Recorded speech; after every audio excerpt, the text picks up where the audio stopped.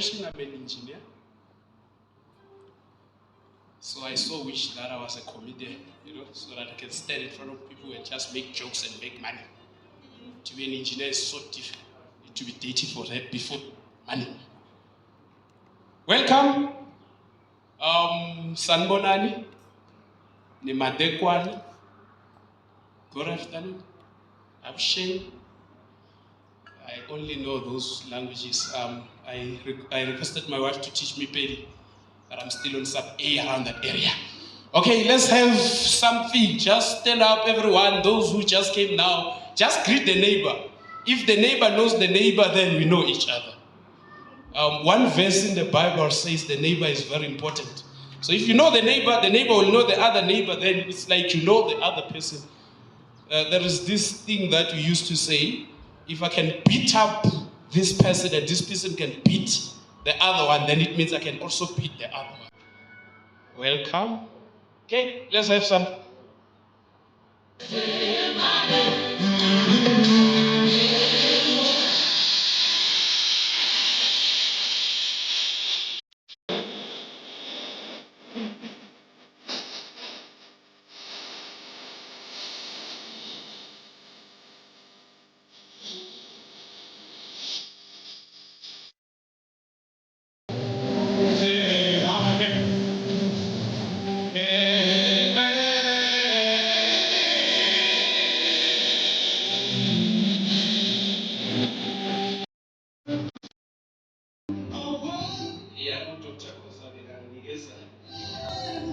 You wanted to give, professionalism. Welcome.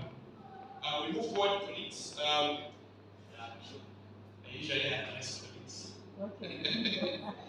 Okay, moving forward, we have Dr. Norman Koza with motivational message, motivational speaker, or motivational speech.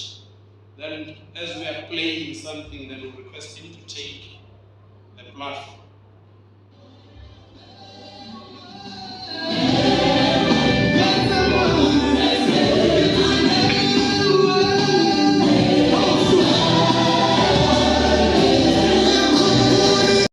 Everybody that is here. So I'm going just to share some insight about this gathering, and then that will provoke our thinking in relevance to the occasion. Something that comes to my mind when somebody invites me to launch a book, the first thing that comes to my mind is, what was the concept that was born before he or she takes initiatives? The second point would be, what is the intent of the content of the book from the primary source, who is the author? What is it that this individual wants to see? In other words, what would culminate the extreme fulfillment after the book has been launched? Is it the only purpose of sales? Is it the only primary? If that is the case, then there might be some issues of consent. I'm looking now the issue of why there's a need for a book, why there's a need for a reading, why should we read something? What is the purpose of reading? Because if we fail to conceptualize the idea of what is the purpose of reading, then we might have read many books, but without any transformation of our lives, without anything that it makes an impact in us.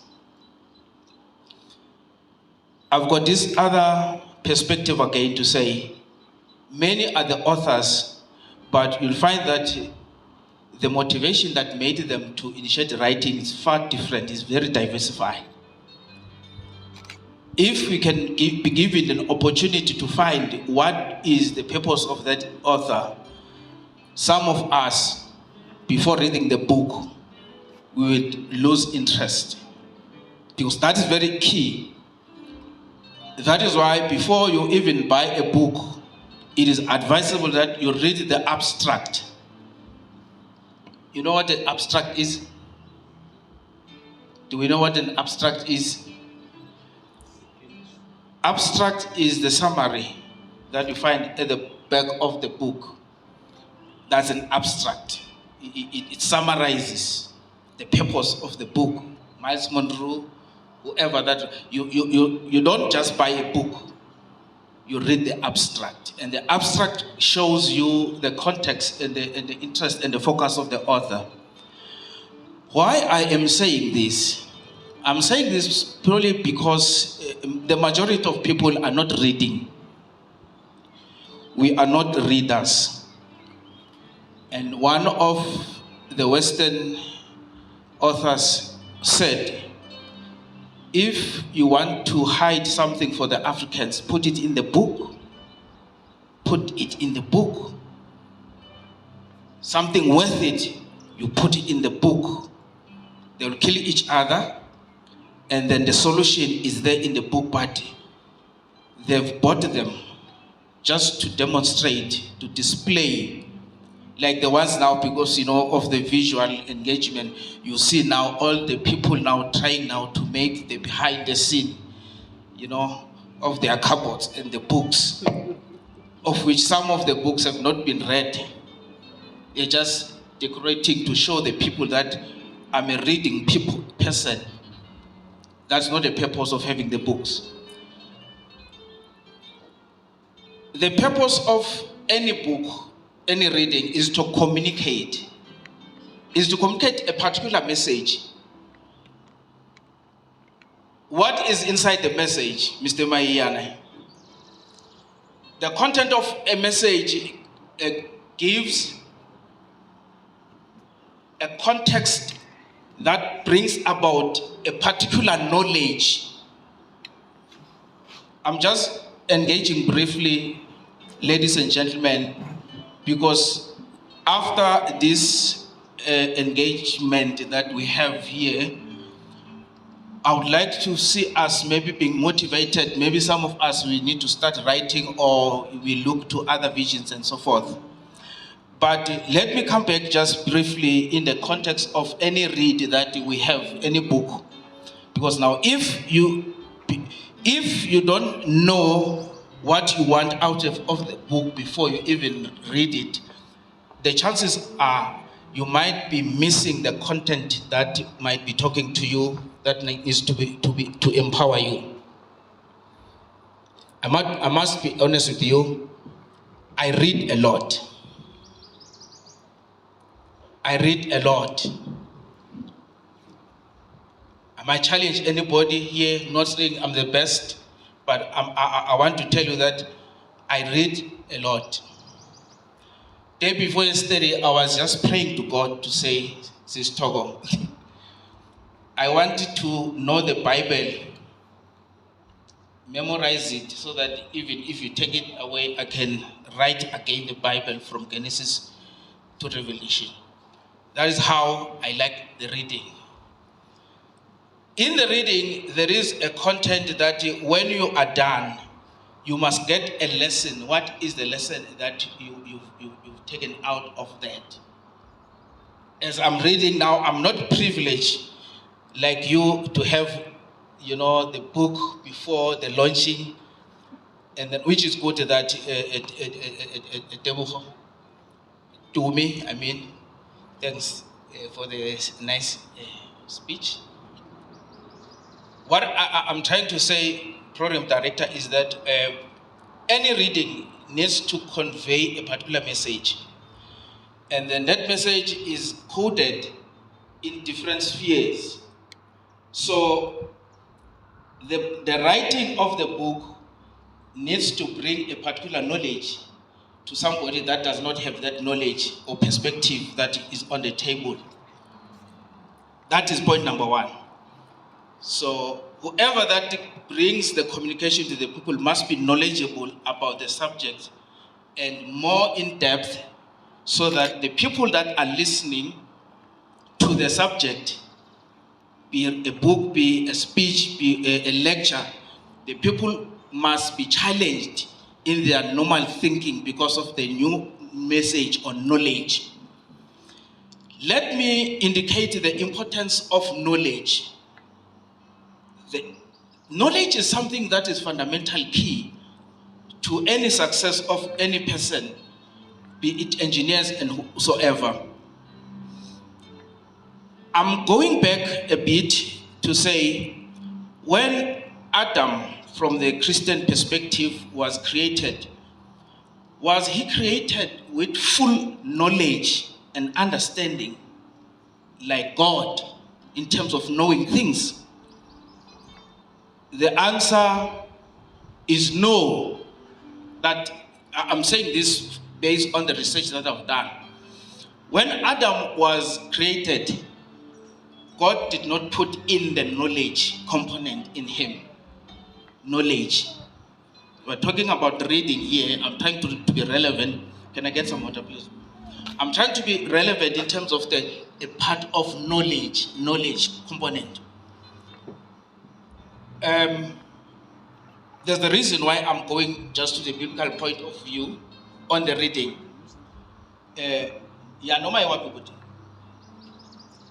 We first find that God said, when he was talking amongst himself, the Trinity, in the Trinity, he said, let us make men in our likeness. Bafane nathi, basifuze.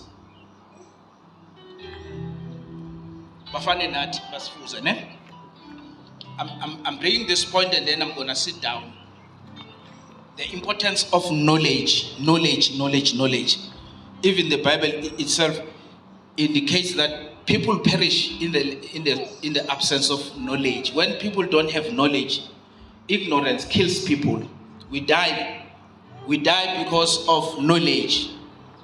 You know, how many people knew that if you are suffering from kidneys, if you want to clean your kidneys from the salt that is embedded there and the many tablets, rather than going to wait for the dialysis extreme, God has created everything around our space. It's only that we lack knowledge to say, this particular herb, this particular tree, what does it have that can remedy us? So we die not because we don't have access to these herbs and the trees.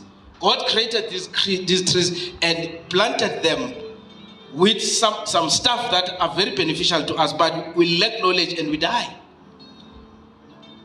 Recently, I just got this they call it parsley. Parsley.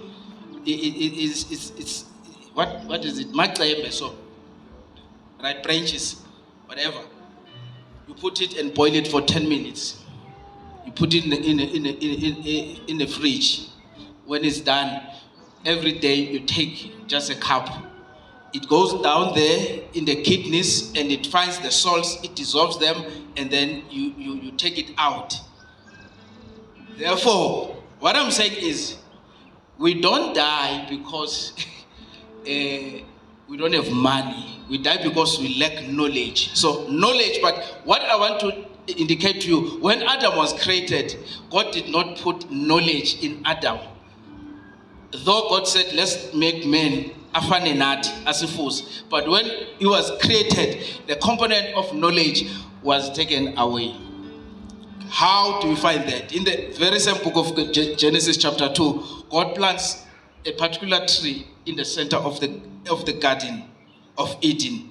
And then he said, this particular tree, you must dare not touch it, because it is the tree of the knowledge of good and evil. The day you eat that, you'll start knowing things that are evil and things that are good. So now, we find that Adam, when he was created, he was innocent. As much as he was an adult, but he was behaving like a child, because God, in his principle and order, he wanted human beings to go through various stages of growth when uzalwa. But unfortunately for Adam, he was created being an adult. He was as big as but in his mental capacity, he was behaving like a child, innocence. So when they took the fruit, God went back to the Trinity, saying, look what these people have done. They have eaten the tree. Now they are like us. Mind you, he says now they are very like us because they know what is good and evil. God has never had a stage where he was innocent. Innocent is where you don't know what is good and what is bad. But being innocent, not knowing that, it doesn't excuse you from the danger and the harmful of ignorance. If you don't know that this is going to burn you, the ignorance will not spare you. You will still suffer consequences. That is why now the concept of impacting knowledge amongst ourselves, and we need knowledge in diverse areas. In diverse areas. You know, the first time that Adam and Eve started now to see things, you know what was the first thing, the reaction, Mr. Program Director? When the first time that they ate, then the Bible says, it means they were like innocent. It's like you've got that in your eyes. I'm not sure what to call that. In your eye of innocent, and then they were naked and they were playing. You know, I think they were touching something else, but somebody did not react. That high, you know, that's innocent. I could imagine they were, hey, let's play. Hey, pa, amara, hey. You know, there was no issue. There was no issue. But the day I'm not sure the first time Adam obheka ngenye indlela athi kuyilo engikubona lapho kuwe noma eva naye wasolo kabuka ukuthi yini lokho ukubonayo lapha yini into la yokwenzani lento le. So it is very important that we read and we read and we read. Reading about our marriages, there's a lot of things. Reading about our faith. Many people are in faith, but they don't read. That is why there's so many contradiction, there's so many conflict among people of faith. Why? They don't read the very same Quran. There's a Quran. Others are reading, others they're not reading, they are conflicted. They are Christian. Others they're reading the Bible, others they are not reading the Bible. That creates what? Conflict amongst us. So, in the wake of this, Boitumelo, I want to congratulate you for the first initiative. We're going to read this book. You said nicely that it's the first time launch. We believe there'll be next one. And then we will read. And then we will critique that, because that is very important. We will critique that to say this maybe does not make sense, this is not this and that, and then don't be distracted about that. It's very, very important. When you enter the phenomena of writing, be prepared that there will be other people that be saying you've written nonsense. Don't let your vision die. What you do, you take those constructive criticism and then you perfect it. Next time you perfect it and then you bring. And then you'll find sometimes that you'll get some ideas from the people to say, what can I write about? What can I write about? You see, you try to see around. Many times they saying the problems that faces nature and humanity raises the concept of writing certain areas of our books. You look how marriages are suffering. You look how the program director spoke about Nyaube. You look the corruption. You look whatever, and so forth. And then an idea comes. Writing and knowledge is very, very key. I would like to say to you, Dume, as much as the topic is, it says that, what did you say it is the topic, program director? The topic, the chosen one, and then? If not you, If not you. If not you, then who? then who? This very same concept is challenging each and every one of us in our area of lives to say, we look and then we might not all be authors. That is a showcase, right? We will not be. It's impossible. We cannot all be authors. But in your own space, there are areas that you purpose that before maybe you die, you wanna do your family, basekhaya indlu, a home, before you die, a home will miss. That is your vision. Make sure that you are chosen amongst your family, brothers or siblings by God. He's giving you the means. Then don't wait for other people. If not you, whom do you think you are?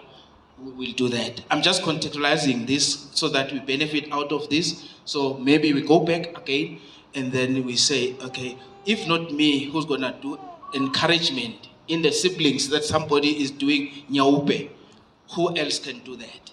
So I think the book itself, the title, talks to everybody on all of us. But the biggest question is, if Jesus comes back, will you be taken?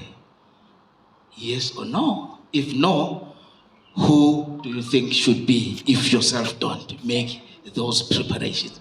I'm just pushing my point and I'm ngilahlela bese ngiyabaleka. May God bless you all. All the best, Dumelo. Thanks very much.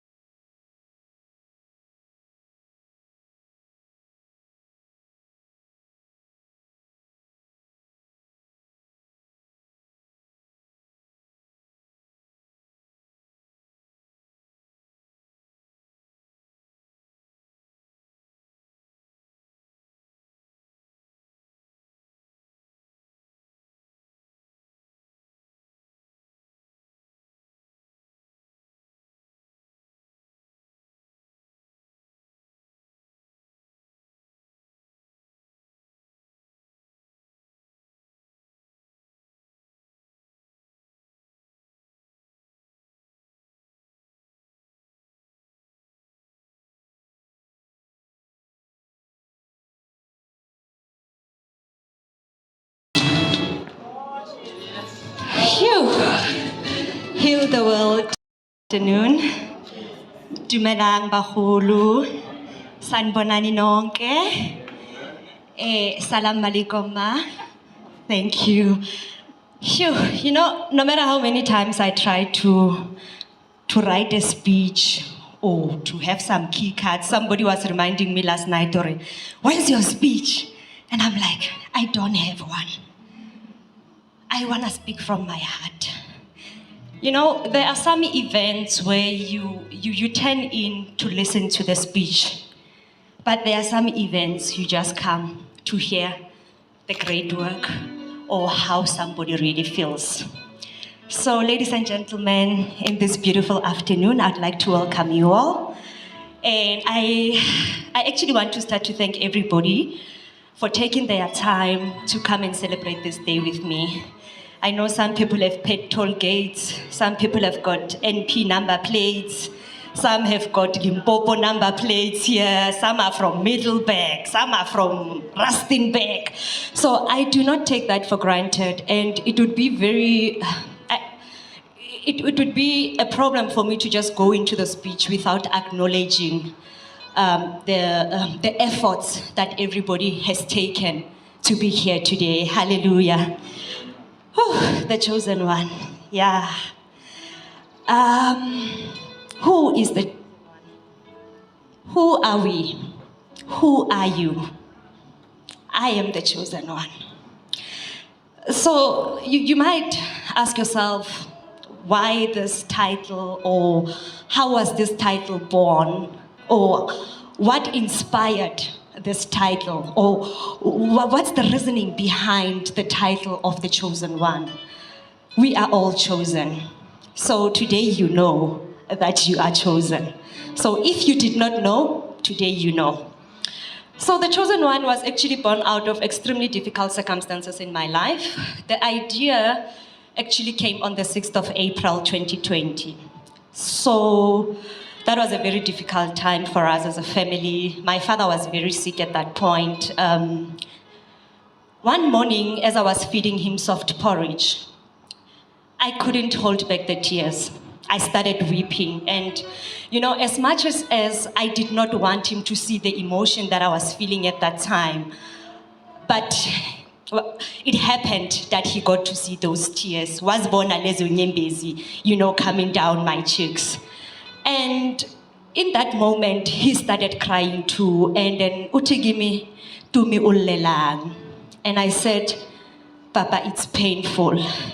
It's really painful to look at you like this. You are in so much pain, and there is nothing that I can do to help you.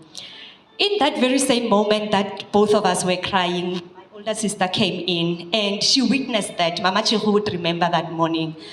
When she walked into the bedroom, she found Papa and I crying. So then I gave her the dish to go and, you know, to just carry on to feed Papa, because I had to go into another room. My emotions were just too high. And then Nkulunkulu said to me, put these feelings to pen and paper. And I said, but Lord, I've got a journal that I write everything in it. So umkhuba wami ukubhala vele, there's everything that I feel I write. So what do you mean when you say I must put this to pen and paper? And he says to me, I want this to be out there. I want people to read the difficulties that you have faced. And I said, no. For the first time in my life, I was disobedient that day. I said, Lord, no, this is too much. I can't undress and become bare for the world to see my scars. And he says to me, but your scars might be a survival guide to somebody else. What you have gone through, it might help somebody that is gonna go through what you went through, and that person can heal because of your experience. It took me 6 months to accept the challenge of writing. I said, no, God, I am not doing this. Month after month after month, the word of God still says to me, bala, bala, mwala, mwala. You know, it came to a point now that this dream, it started to haunt me because I could not sleep at night. One morning, it was around 3 a.m., and then I took to the heat. I said, Lord, it's okay. I will do it. this is why we are here today. For that morning when I decided to say, yes, Lord, I will do it. So, despite the fact that it was painful to write this book, there's a lot of emotion that has gone into each and every chapter. So, for the lucky ones that have gone through or that have read the book, some have called me to say, I wept, I cried, chapter 3, chapter 5, chapter 6. Everybody related to one chapter that is in the book. The book, it's a self-help. I know many of you have read better books. I'm not promising that it's gonna be a bestseller, I don't know. But what I did was to accept the calling when God said to me, write what you're going through. So the first chapter barely speaks about who are you, the chosen one.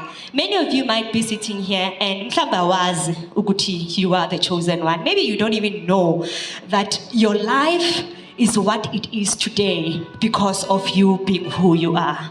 So do not be discouraged when things don't go your way. Do not be despondent. Do not be, do not give up, because one day everything will make sense. It might not make sense today, but one day it will make sense to you. So this is what the book is all about. There are painful chapters, like I'll just give an example. Overcoming the pain of rejection. I know this one is a sensitive topic for many people, but everybody in this lifetime has somewhat faced some form of rejection. And some people, it's said that they never even came out of it. But today, you can read somebody. You might know somebody that might want to read the book. You might even know somebody that can relate even better than the one that you have bought the book. So you might buy the book and you won't relate, but there is definitely somebody in your walk of life that might benefit from the book. So this is why we are here today. And for me, today is not just about launching a book. Some people have called me and said, I'm under-celebrating this milestone. And my response to that is that, yes, I am going to under-celebrate it, because for me, it is not something that is glamorous. For me, the milestone of actually putting pen to paper and seeing it turning from manuscript, to a book, it simply says to me, a girl from the dusty townships of Mamelodi has actually made it. For me, yes, Lungu, I think I've depleted my English data for today here. For me, I am representing those little girls that they feel that their lives are not going anywhere, that their lives don't matter. There are some people that believe that their backgrounds are the reason they are where they are today. Yes, to some extent, your background might determine your life, but it is that crucial moment where you accept your calling that is going to change your life. So for me, the launching of this book today, it says, let us celebrate who we are. Let us embrace our scars. Let us love us.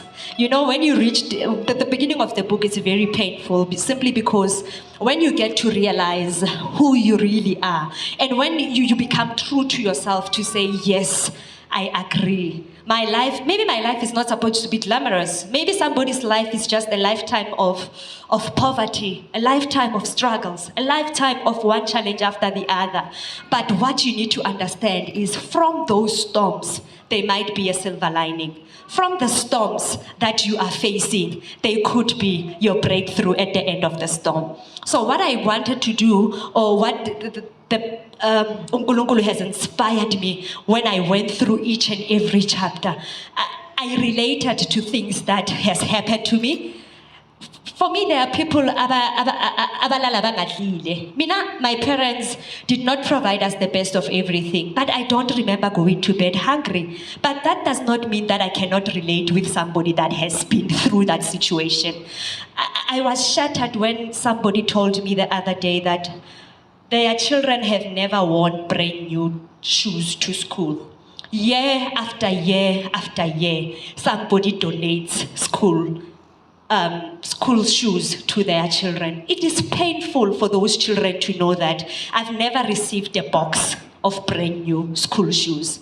But when you go through life and you look back, some of you have slept without eating. Some of you have studied with candles. Some of you went to university with the last penny that your parents had. But here you are today. When you look back, yes, it was painful, but when you look back today, those struggles were teaching you something about this life.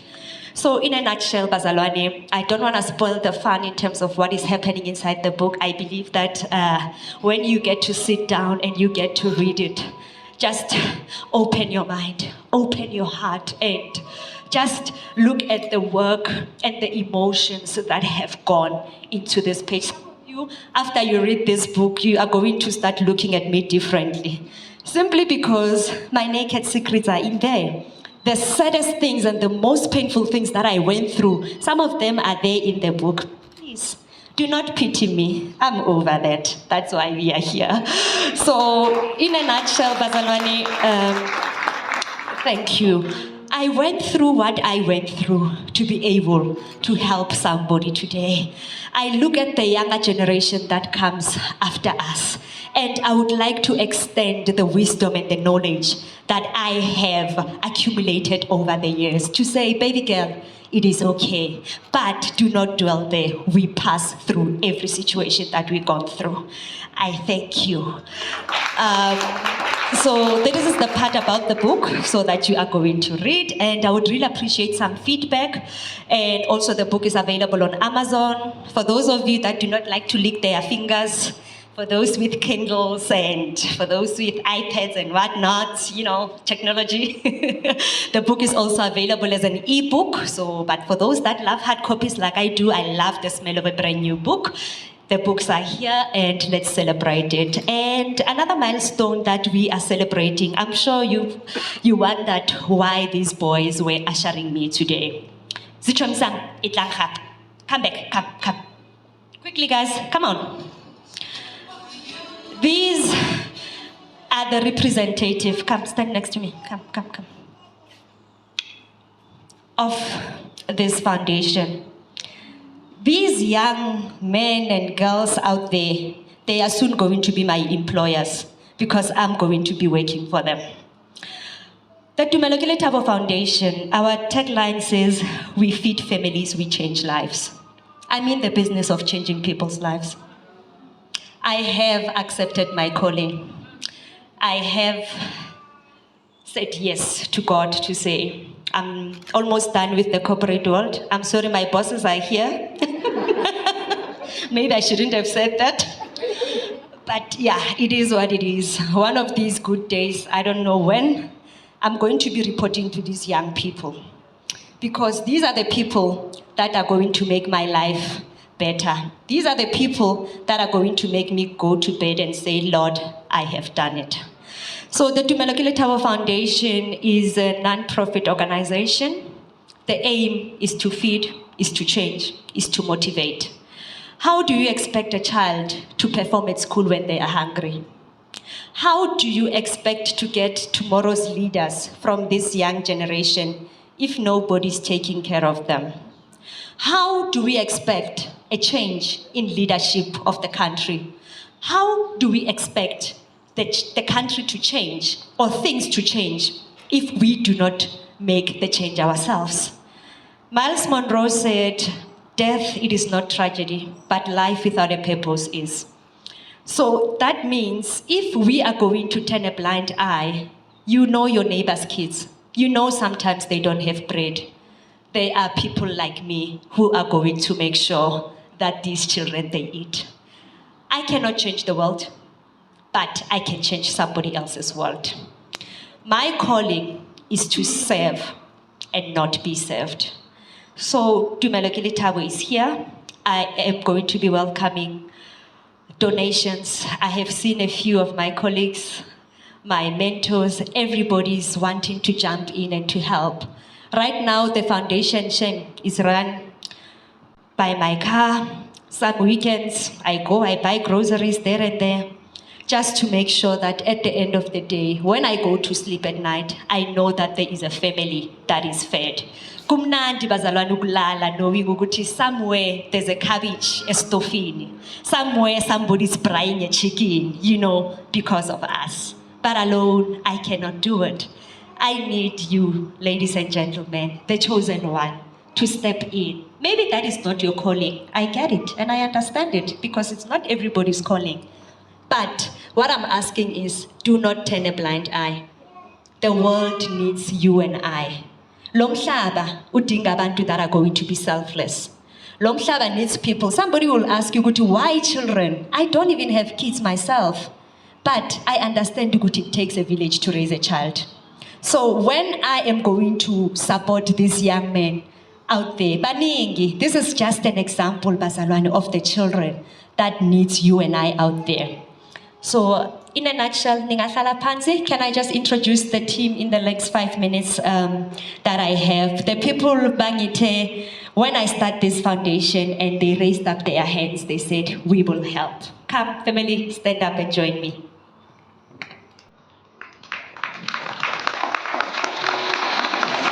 Please join us.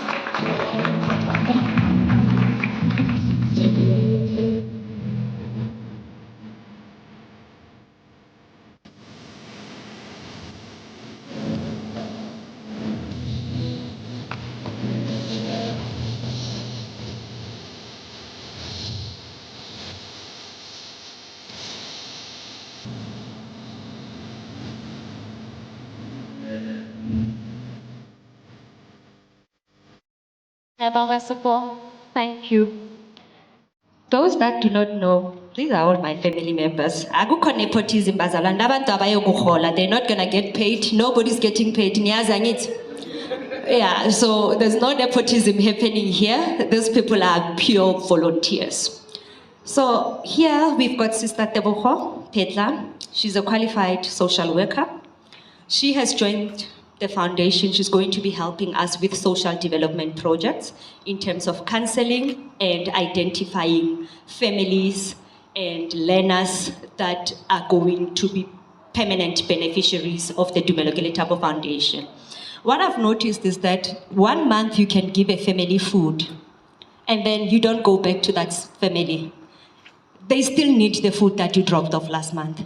So there are going to be families that are permanent beneficiaries of this project. 12 months a year, those families will be getting groceries. So Sister Tebogo, she will be helping us identifying those family members. Thank you so much. Let's give a round of applause. On my left here, I've got the matriarch of all. She's the mother of all of us here. This is our mother, everybody. Mama is going to be helping us. She's going to be the managing director as well of community projects. So she's going to be also working together with Sister Tebogo. She's got a very strong background in the health system. She's a retired nurse by profession. One of the main aim that the Dumelogele Thabo Foundation wants to do, we want to go to these old age homes and support the people. Yes, you can feed a person, but they also require knowledge and education on how to manage their conditions. So she's the best lady that is going to be helping us with that. Thank you, Mama. I've got here Mrs. Lerato Mayani. Mrs. Lerato, she's a qualified HR practitioner by profession. She's got very strong experience in helping learners with disabilities. She has also worked with a number of BEE companies where she dealt with learnerships and placing of learners. So in the next year or two, Dumelogele Thabo will also want to educate learners. We will also want to help learners that are not academically strong, but they can be able to get jobs where they can work with their hands. She's going to be assisting us with that sector in terms of the skills development centers. Thank you.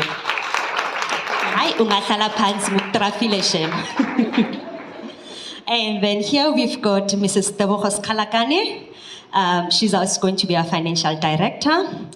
She has a finance qualification. She's been working for the bank for donkey years. I won't say how many. So she's going to be working quite closely with me in terms of sourcing sponsorship. So she and I will be knocking on those doors, on those companies. She's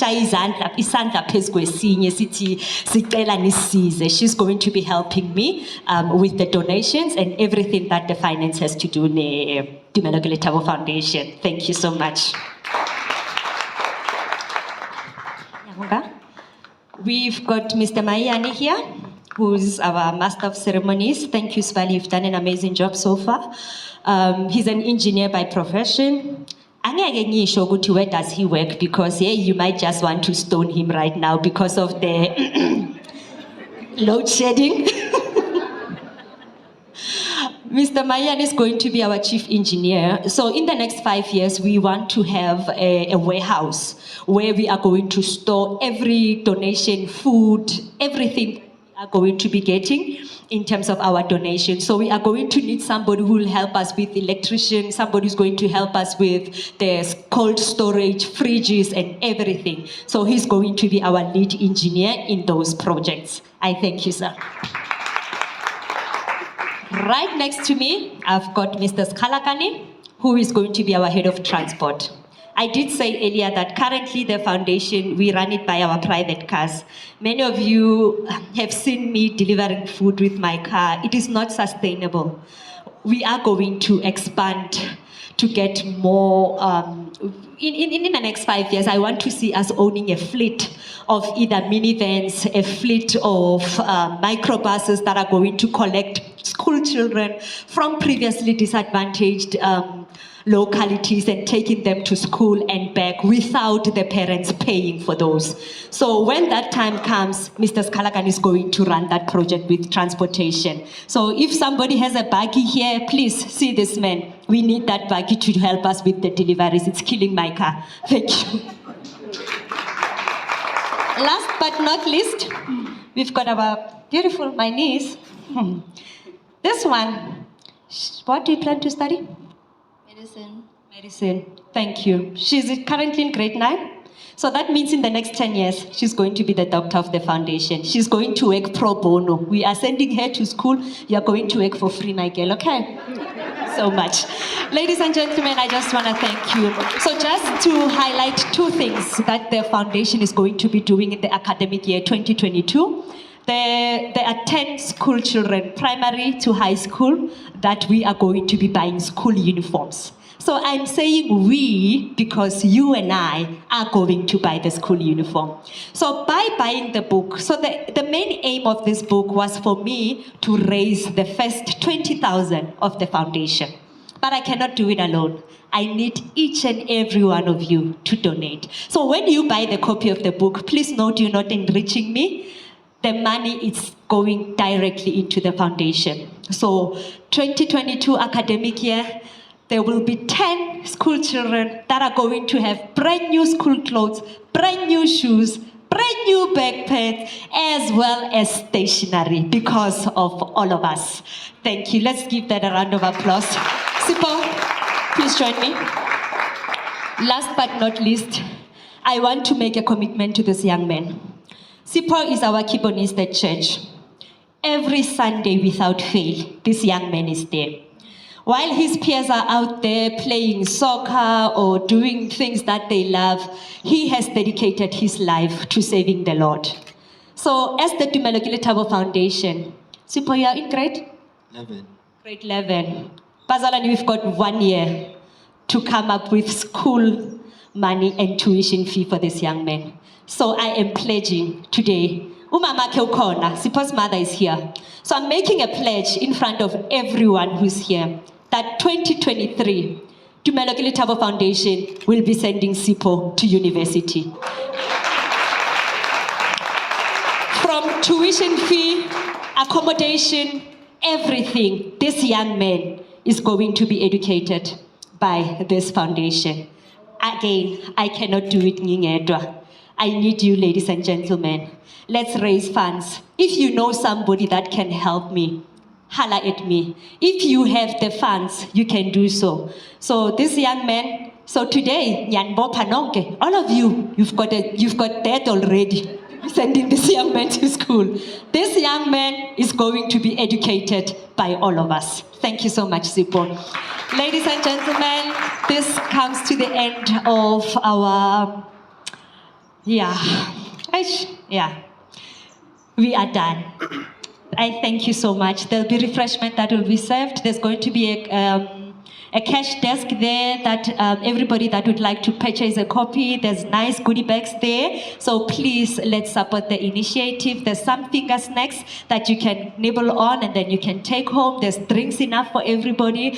Once again, ladies and gentlemen, thank you, thank you, thank you from the bottom of my heart. While you're going on to those N1, N4, N3, N11, whatever N that you will be going on right now, may God bless you and may the good Lord be with you all. Thank you so much.